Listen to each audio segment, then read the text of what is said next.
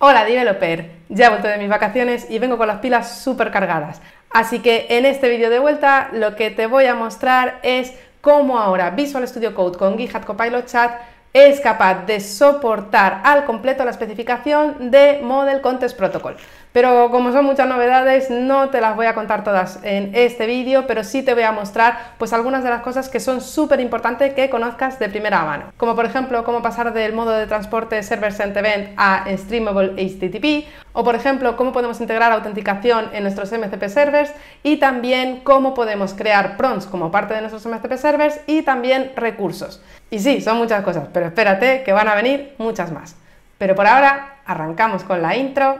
y empezamos.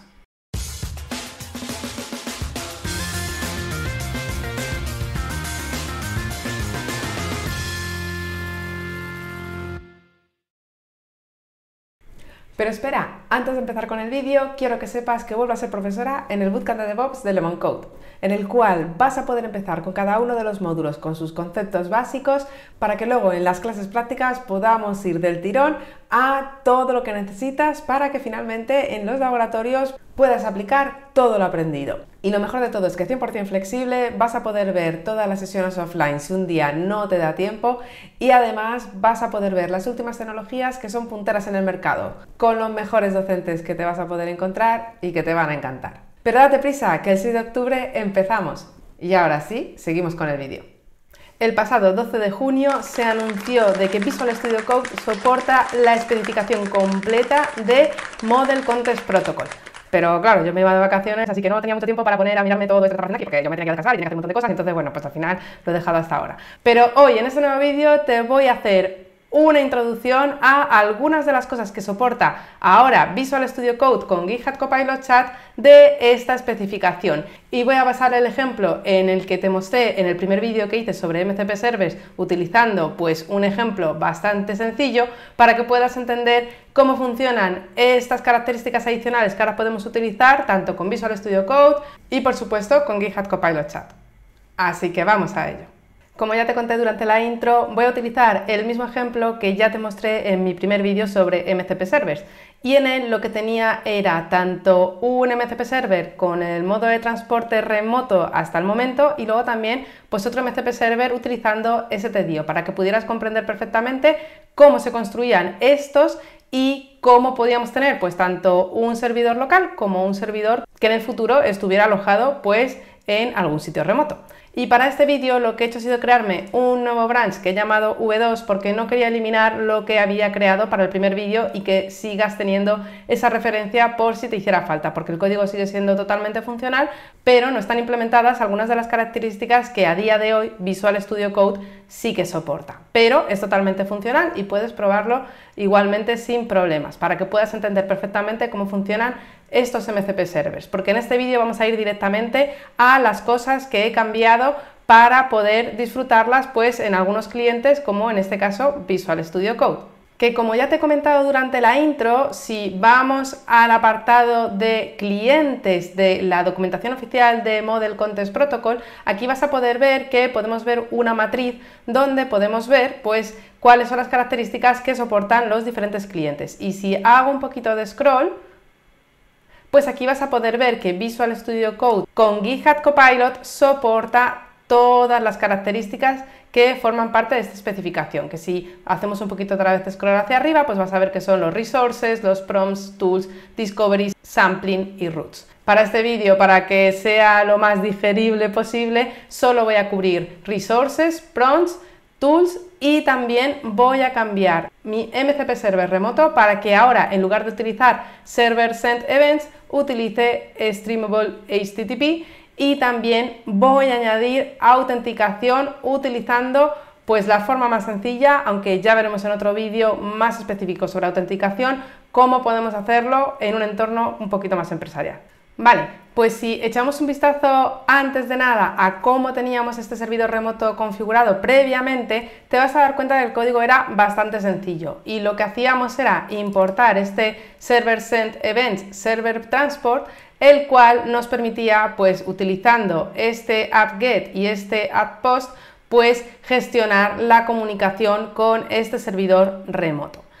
Sin embargo, cuando estábamos utilizando este mecanismo o este método de transporte, no teníamos una comunicación bidireccional, es decir, el servidor sí que podía enviar al cliente mensajes, pero no era posible en ambas direcciones, y con Streamable HTTP sí que permite el envío de mensajes en ambos sentidos, con lo cual ahí ya estamos ganando utilizando un único canal HTTP, con lo cual ya tenemos la primera ventaja. La segunda ventaja es que Streamable HTTP soporta el manejo de sesiones, lo que facilita la recuperación frente a caídas que podamos tener durante la comunicación con el servidor, y también la escalabilidad horizontal, ya que entre varios servidores pues pueden compartir el estado de esas sesiones. Luego también es súper importante que al utilizar Streamable HTTP también vamos a ser más compatibles pues con entornos más modernos, donde nos enfrentamos a firewalls, a proxies, etc. Vamos a poder enviar notificaciones y mensajes al cliente, y luego también vamos a poder mejorar el manejo de errores y vamos a poder gestionar mucho mejor el flujo.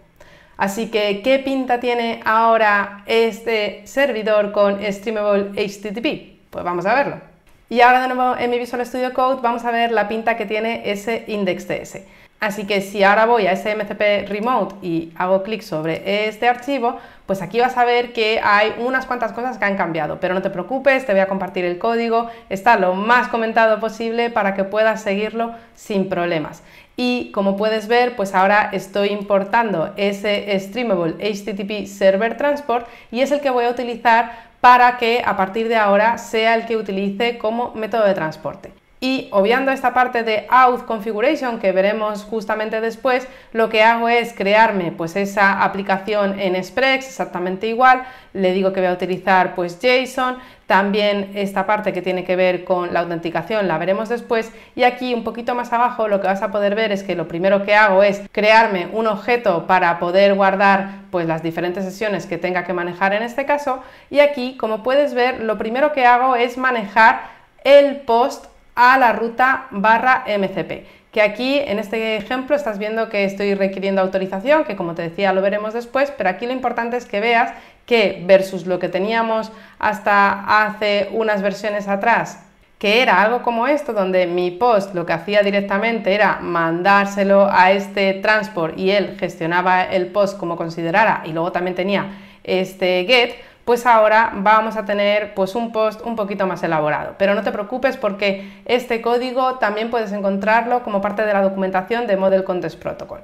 Si expando este post, pues lo primero que hago es verificar si ya tengo un Session ID, lo cual significaría de que no es la primera vez que contacta conmigo, y una vez que confirmo si lo tengo o no lo tengo, pues lo siguiente que voy a hacer es o bien reutilizar esa sesión que ya tenía con este servidor, y si no, lo que hago es que creo una nueva, ¿no? Y aquí puedes ver que le estoy utilizando este New Streamable HTTP Server Transport y le estoy diciendo pues que me genere un ID, y a partir de aquí pues ya vamos a almacenar este ID como parte de las comunicaciones que tengo con este servidor.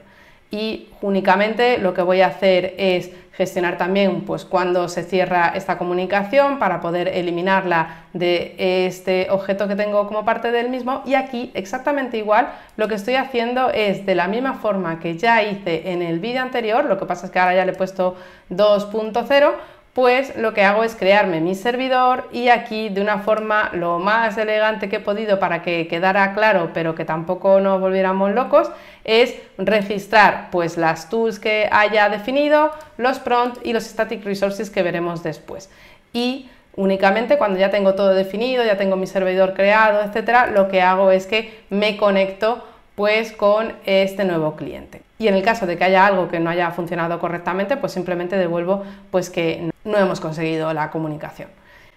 Luego ya para finalizar tengo un handler reusable tanto por la llamada get como por la llamada delete, que puedes ver aquí que lo único que hace es simplemente pues recuperar ese Session ID, y luego pues utilizando el transporte oportuno, el que esté guardado como parte de esos objetos, pues simplemente lo utilizo para manejar esta petición, ¿no? Y luego pues tanto este get como este delete utilizan el mismo sin problemas. Y aunque parece un poquito más lioso este Streamable HTTP es la nueva forma de trabajar con servidores remotos MCP Servers. Y como vas a tener el código, lo vas a poder revisar con cariño, sin problemas. Me he tenido que pegar bastante, no tanto en este ejemplo, sino en otros ejemplos que tengo para vídeos futuros con este Streamable HTTP, porque es un poquito más complejo que lo que teníamos hasta ahora, que si volvemos a echarle un vistazo rápido, pues es que vas a ver que el código eran 51 líneas y hemos pasado pues a unas poquitas más, ¿no? Aunque es verdad que mi nuevo servidor tiene muchas más cosas. Pero para que lo tengas en cuenta, esta sería la nueva forma o este sería el nuevo transporte que deberías de utilizar, porque, como te decía, pues nos va a dar todas las ventajas que ya te he comentado hace unos instantes. Vale, pues ahora que ya has visto cuáles son los cambios principales que he hecho para poder soportar ese Streamable HTTP, ahora lo que voy a mostrarte es cómo podemos añadir autenticación a este MCP Server, porque era uno de los puntos más importantes que necesitábamos abordar y que hasta ahora no estaba muy allá. Así que has podido ver que en las diferentes llamadas que tengo a mi MCP Server tengo este require out, pero no he querido enseñarte hasta ahora cómo funciona. Y todavía no te lo voy a enseñar, porque quiero que veas primero cuál es la experiencia que vamos a tener cuando esto está configurado. Así que lo primero que voy a hacer es abrir este MCP Remote en mi terminal de Visual Studio Code y vamos a arrancar primeramente pues este MCP Server, que si no lo has hecho por primera vez, lo primero que tienes que hacer es un npm install, por supuesto, luego hacer un npm run build para que genere ese index.js, y ahora lo siguiente que tengo que hacer es simplemente pues npm start, y ahora ya tendría mi servidor ejecutándose en el puerto 3001. Vale, y ahora que ya se está ejecutando, ¿cómo pruebo esto? Pues la primera opción sería abrir un nuevo terminal y podríamos ejecutar nuestro querido inspector, que utilizando este comando de aquí, pues como puedes ver ya tenemos ese inspector ejecutándose en el puerto 6277. Así que si accedemos al mismo, ¿vale? Pues aquí vas a poder ver que ya tengo seleccionado este Streamable HTTP y esta sería la dirección donde está escuchando mi nuevo servidor. Así que podemos hacer clic aquí directamente en conectar y te vas a dar cuenta de que lo primero que hace es intentar autenticarse, en este caso con auth0, y podría decirle que sí, que quiero logarme sin problemas. Vamos a decirle que vamos a aceptar esta conexión y a partir de este momento ya tendría acceso a todo lo que me está ofreciendo este MCP Server y podría ver pues que tengo diferentes recursos, podrías ver que tengo algún prompt y también podrías ver que tenemos esa tool que creé en el primer vídeo sobre MCP Servers. Pero lo importante de aquí es que puedes ver que cuando he intentado comunicarme con mi MCP Server la primera vez, lo que ha ocurrido es que he tenido que autenticarme, en este caso con auth0, que es el IDP que he utilizado para este ejemplo, que también te cuento ahora por qué he utilizado este mismo. Así que vamos de nuevo a Visual Studio Code y lo primero que es importante que tengas en cuenta es que cuando quiero hacer esta comunicación por primera vez e intento interactuar con cualquiera de los endpoints que tiene mi nuevo MCP Server, he incluido este Require Authentication cada vez que intento llamar pues a cualquiera de los endpoints. Es decir, que si no estoy autenticado no puedo llamar. Luego podríamos tener pues una versión un poquito más elaborada donde tuviera en cuenta roles, tuviera en cuenta claims, tuviera en cuenta pues todo lo que nos ofrece pues esta especificación Auth 2.1, que es en la que está basada Model Context Protocol, pero por ahora con que se autentique me es más que suficiente. Así que si hago clic en esta función, aquí lo que vas a ver es que ocurren varias cosas. En primer lugar, lo primero que voy a comprobar es si la petición que me está llegando por primera vez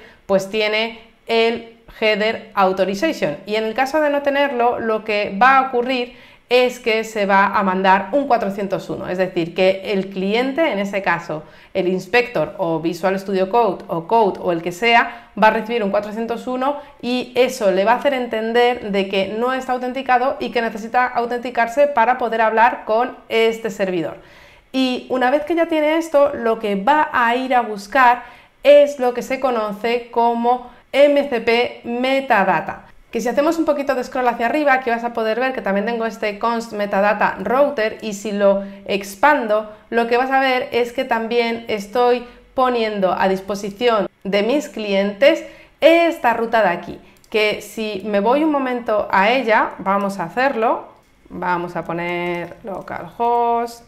3001 y vamos a entrar aquí, vamos a quitar esta contrabarra.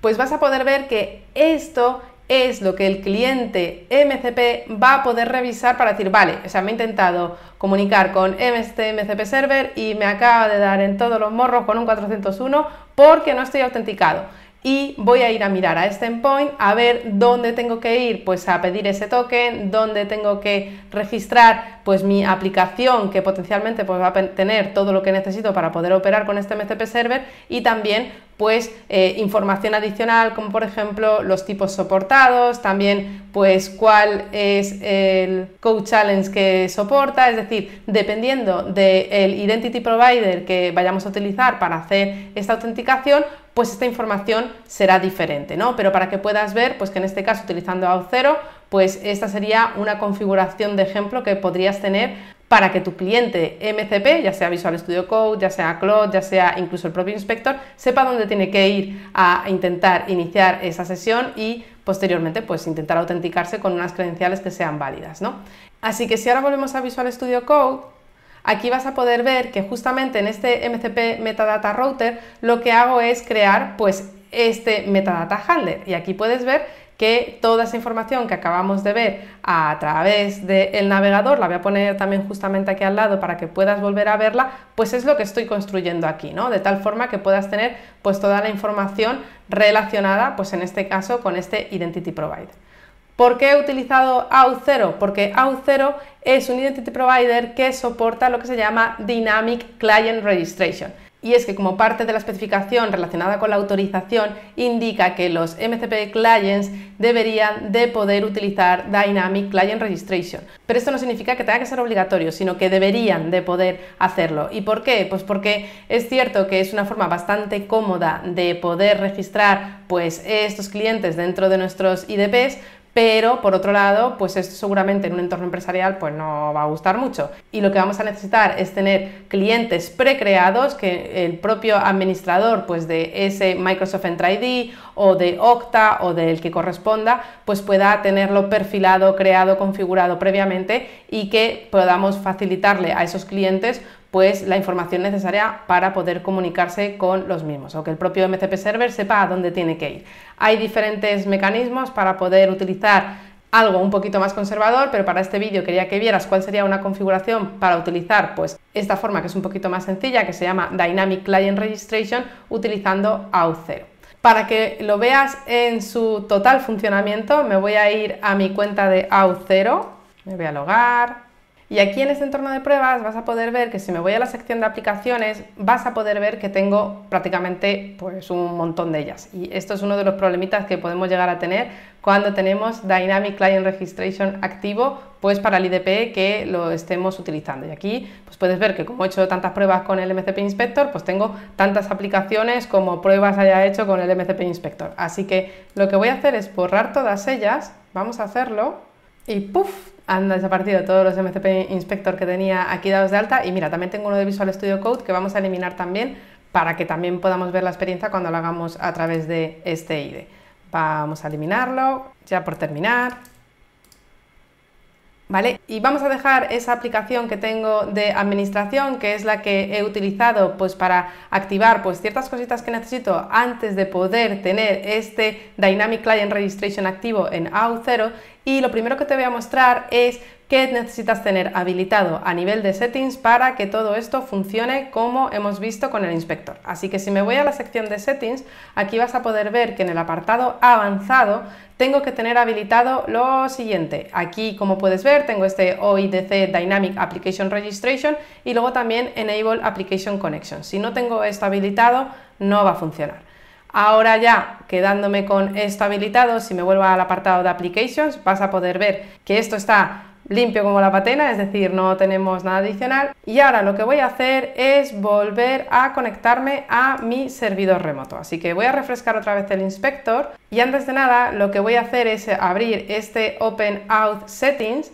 y vamos a limpiar pues las credenciales que tenga hasta ahora activas para que no haya ningún problema. Y ahora lo que voy a intentar es o bien hacer este flujo que tenemos aquí abajo, que es el mismo que va a hacer cuando hacemos clic en conectar, pero aquí podemos ir viendo todos los pasos, así que vamos a hacerlo para que puedas verlo. Vamos a hacer clic en continuar y decimos OK, ya tenemos ese Metadata Discovery, es decir, ha sido capaz de recuperar toda la información que te había mostrado a través del navegador web, y ahora lo siguiente que va a hacer es registrar el cliente. Si me vuelvo otra vez a mi auth 0 y refresco aquí, vas a ver que esto está exactamente igual, es decir, nada ha cambiado, todavía no tengo ningún cliente aquí registrado, ni yo lo he registrado de forma manual, y si vuelvo otra vez al inspector y le digo que quiero continuar, pues parece que ya ha creado esa aplicación en auth 0, así que si vuelvo otra vez a auth 0 y refresco, pues aquí está, de forma automática, de forma dinámica, ha sido capaz de crear esta aplicación llamada MCP Inspector. Y si vuelvo otra vez al inspector y le digo que quiero preparar pues esto para la autorización, vamos a hacer clic en continuar, lo que me va a pedir es que me vaya pues a esta URL, así que vamos a hacerlo. Aquí, como puedes ver, me aparece la misma pantalla que veíamos anteriormente, le digo que quiero aceptar, que sí, que me voy a autenticar, y aquí pues me da este code que va a ser el challenge que voy a utilizar para completar pues esta comunicación y que luego posteriormente me dé un access token. Así que si volvemos otra vez al inspector, vamos a pegarlo aquí y vamos a hacer clic en continuar. Y vamos a poder ver que aquí tenemos esa petición lista y preparada para pedir pues nuestro nuevo token, con el que vamos a poder comunicarnos pues con este MCP Server. Así que vamos a hacer clic en continuar y parece ser que ya tenemos pues nuestro access token, es decir, que esta parte con el inspector es súper chula porque vas a poder ver todos los pasos, y cuando al principio no te funciona bien porque estás con un IDP que todavía no sabes cómo funciona o hay algo que no está configurado como debes, pues aquí te va a dar cierta información que te va a ser bastante útil para poder depurar pues qué es lo que está pasando con la autenticación. Así que si ahora hago clic en conectar, pues vas a poder ver que me he conectado sin problemas y por lo tanto ya podría acceder pues a las diferentes secciones que están habilitadas para este MCP Server. Y aquí, como te decía, lo importante es que esta aplicación pues se ha creado de forma automática para mí y que en algunos escenarios puede ser algo bastante útil, pero seguramente en entornos empresariales pues no vaya a ser algo que guste mucho. Para que todo esto además funcione sin problemas, algo que he tenido que hacer previamente y que ahora ya no me pide porque ya lo he habilitado una primera vez, es habilitar pues una configuración que tiene que ver con las conexiones, que en este caso las conexiones pueden ser pues mis usuarios que tenga almacenados en una base de datos y luego pues la autenticación a través de Gmail, que es lo que viene por defecto. ¿Y qué significa esto? Pues que si me vuelvo a mi Visual Studio Code, aquí te he dejado como parte de este repo también un archivo que he llamado auth0.sh, en el cual vas a poder ver que lo primero que hago es cargar pues algunas variables del entorno que tengo en este .env, como por ejemplo pues el issuer, un client ID, el client secret, y con ello voy a poder hacer una serie de llamadas. Este client ID y este client secret tienen que ver con esa aplicación management que también tenía creada en esa sección de aplicaciones de mi cuenta de auth0, que si volvemos un momento a la misma, si hacemos clic en la que se llama management, aquí vas a poder ver que esta aplicación lo que tiene es acceso a lo que llamamos Connections, que es esas dos configuraciones que nos van a permitir utilizar pues tanto nuestra cuenta de Google como un usuario y password que tengamos almacenado en una base de datos. Y si expando esta sección de aquí, pues vas a poder ver que si busco por Connections, pues tenemos tanto acceso de lectura como de actualización. ¿Qué necesitamos hacer con esto? Pues de vuelta a Visual Studio Code, lo primero que vamos a hacer es cargar pues esas variables de entorno, y vamos a pedir un access token para poder utilizar pues esos scopes read connections y update connections. Así que vamos a recuperar ese token y ahora podemos echar un vistazo a esta variable para confirmar que efectivamente el mismo ya está almacenado aquí. Perfecto. Y ahora lo primero que quiero mostrarte es la pinta que tienen esas conexiones para que veas que no te miento y que están relacionadas con esas configuraciones que habíamos visto para poder iniciar sesión tanto con Gmail como con ese usuario o contraseña que potencialmente pudiera estar almacenado en una base de datos. Así que si ahora ejecuto esta línea, pues aquí vas a poder ver que estos son las conexiones para auth, como puedes ver, pues tiene que ver con ese User Password Authentication y luego también con ese Google Auth 2, y según la documentación de auth0, cuando estamos trabajando con el Dynamic Client Registration Protocol necesitamos habilitar esta configuración que pone isDomainConnectionTrue, porque si no, no va a funcionar. Así que en este caso lo único que tendría que hacer, que yo ya lo he hecho, sería copiar los IDs de cada una de las conexiones, vamos a hacerlo a modo de prueba, y pegarlo pues en este apartado de aquí, y con el access token que ya hemos recuperado, pues simplemente ejecutar este patch que básicamente pues lo que va a hacer es actualizar pues esa conexión con este isDomainConnectionTrue. O sea que si no haces este paso, aunque tengas habilitado lo anterior y se cree la aplicación, cuando intentes hacer el paso final de ese flujo no te va a funcionar si esto no lo tienes habilitado. Te dejo como parte de la descripción del vídeo la referencia donde se explica pues todo esto de una forma un poquito más general y abstracta, y aquí pues te lo he dejado un poquito más bonito y con la explicación de cuáles son los scopes que tienes que configurar para esa aplicación management, pues deberías de poder hacerlo sin problemas. Vale, perfecto, pues con esto has visto cómo con el inspector podemos autenticarnos en Auth0 para poder hablar con este MCP Server que ahora requiere de autenticación. Así que vamos a intentar hacer lo mismo con Visual Studio para ver si también está soportado, que es lo que se ha anunciado, pues como vimos al principio de este vídeo, el 12 de junio. Así que ahora de nuevo en mi Visual Studio Code, aquí puedes ver que en mi directorio .vscode tengo un nuevo archivo que he llamado mcp.json. Y llamándolo de esta forma, lo que podemos hacer es incluir toda la configuración de nuestros MCP servers, pero no solo eso, sino que además también nos va a dar información adicional del estado en el que se encuentra cada uno de ellos, cuántas tools tienen, cuántos PROM, cuántos resources, etc. Así que nuestra nueva versión de nuestro MCP server remoto todavía no está reiniciada, así que vamos a hacerlo. Está fallado porque tiene asociada a esa URL pues esa aplicación que antes me he cargado en Auth0, así que vamos a arreglarlo de forma súper rápida para este vídeo. Vamos a cambiarle el puerto. Vamos a intentarlo de nuevo. Esto es porque básicamente se ha quedado con la configuración anterior y como me la he cargado, pues no le está haciendo mucha gracia. Vamos a ejecutarlo de nuevo.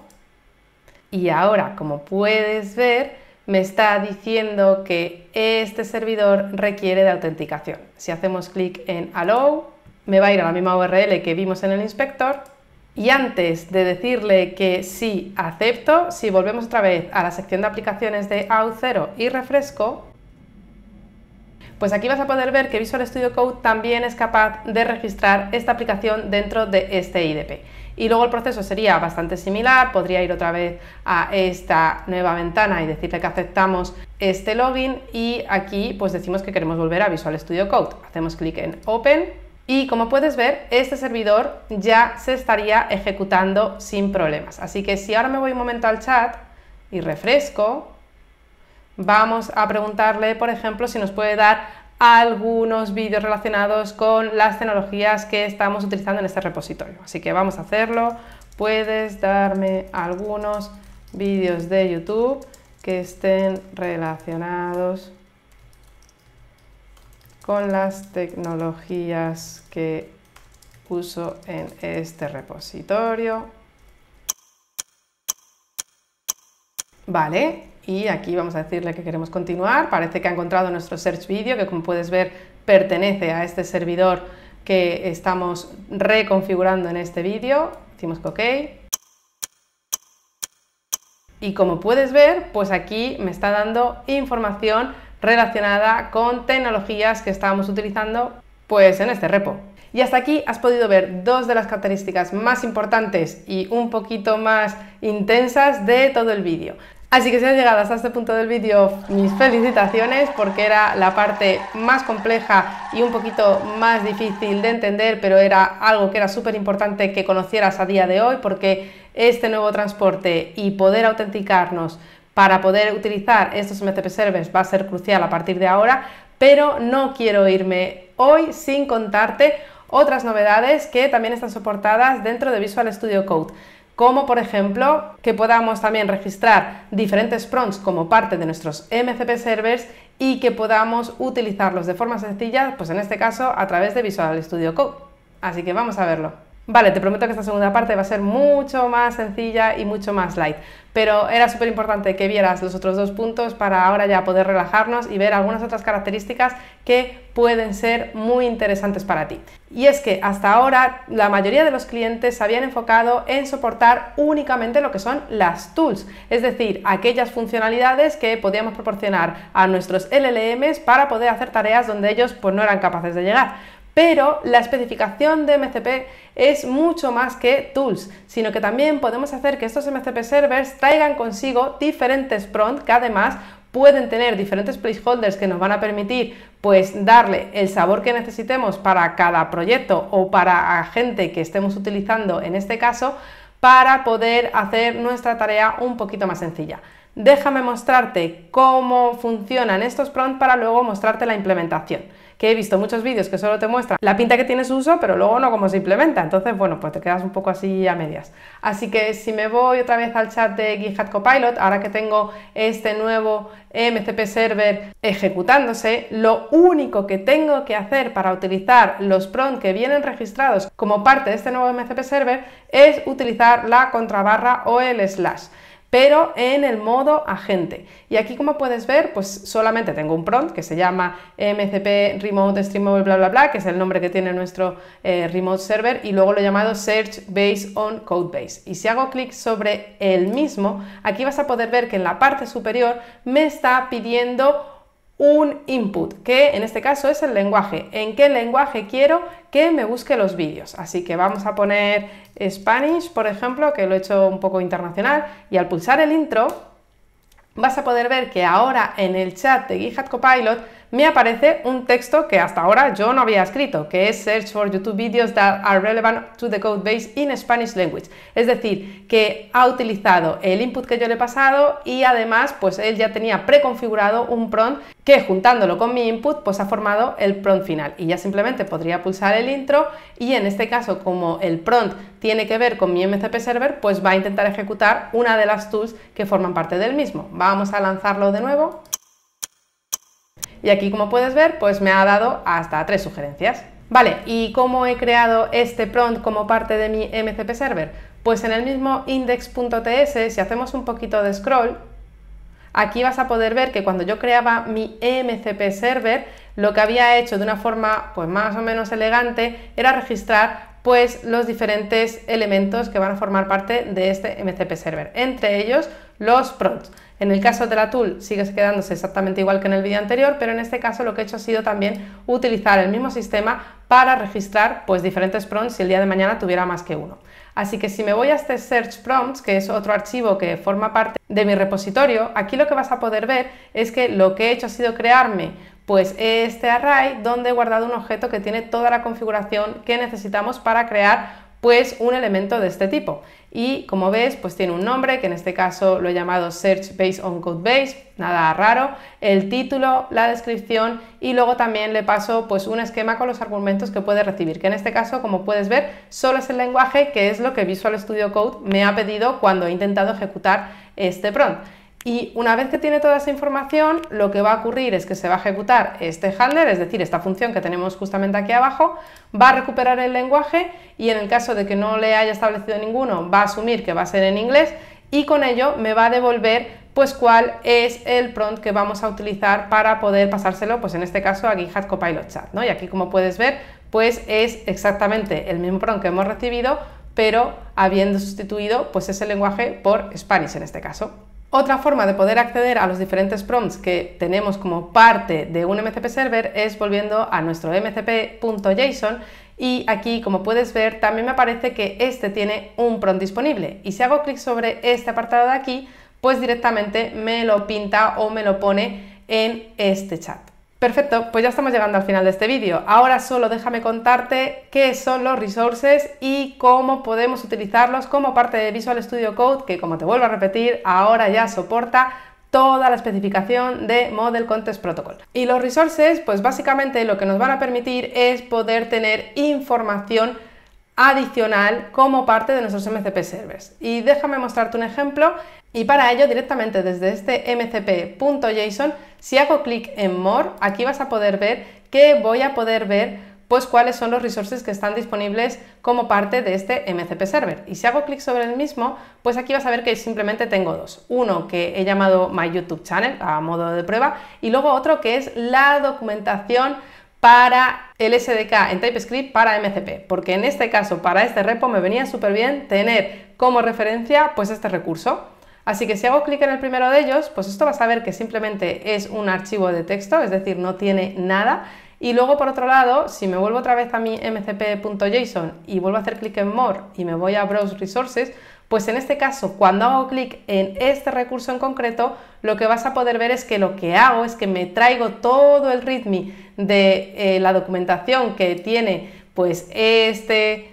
SDK en TypeScript para que pueda utilizarlo pues como parte del contexto. ¿A qué mola? Pues te puedes imaginar todas las capacidades que nos puede dar un MCP Server, que no solo tiene pues una serie de prompts preconfigurados, sino que también si puede tener diferentes referencias que le van a ayudar como parte de nuestro contexto a esa gente, pues mejor que mejor. Así que, ¿cómo se usa esto